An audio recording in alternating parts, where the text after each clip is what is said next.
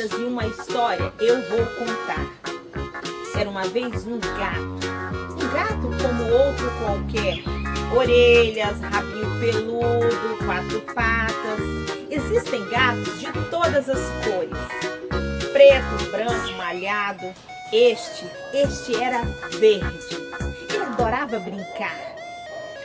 Descobrir novos lugares, inventar novas brincadeiras, mas principalmente ele gostava de fazer amigos. Um dia deu uma escapadinha lá pelo norte e foi passear. Encontrou uma lagoa cheia de folhas de todos os formatos, pequena, grande, pontiaguda.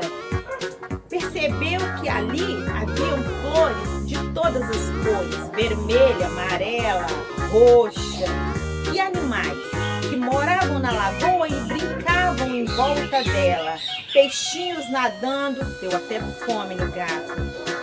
Patinhos fazendo barulho na beirada. De repente ele ouviu um barulho em cima de uma pedra. O sapo não lava o pé. Ele achou engraçado, foi procurar e descobriu um sapo enorme em cima da pedra, exercitando a sua garganta. Ora! Olá, sapo!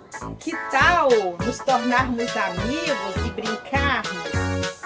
Eu ser amigo de um gato diferente? Você é verde. Sim, sou verde. O que tem? Eu me acho bonitão. Ah, mas verde é a cor do sapo.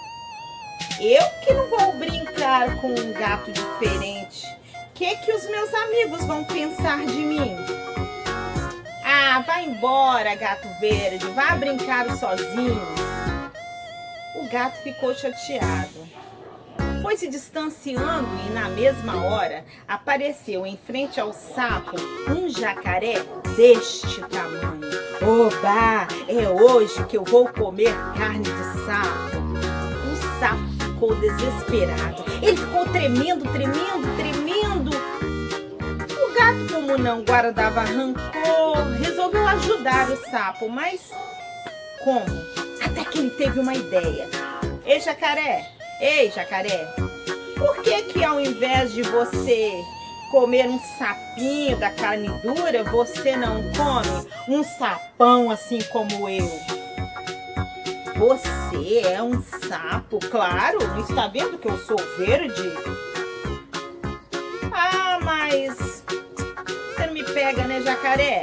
Eu sou esperto, né? Você não me pega, nananana. O jacaré ficou bolado e resolveu pegar o sapo gato verde.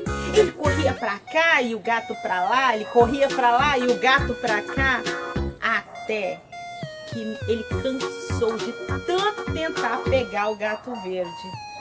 Foi lá pro canto dele na lagoa e neste momento o sapo, que estava escondido atrás de um arbusto, chegou e disse: Ô gato verde, muito obrigada por ter me salvado, obrigado.